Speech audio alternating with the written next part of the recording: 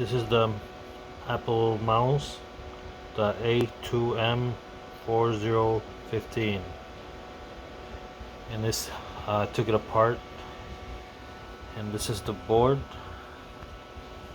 I removed all the components out first, mainly the header pins and transmitter, IR transmitters.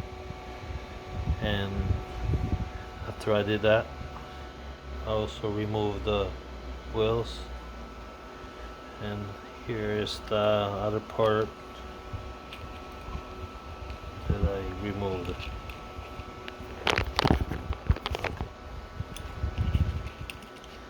And this here also,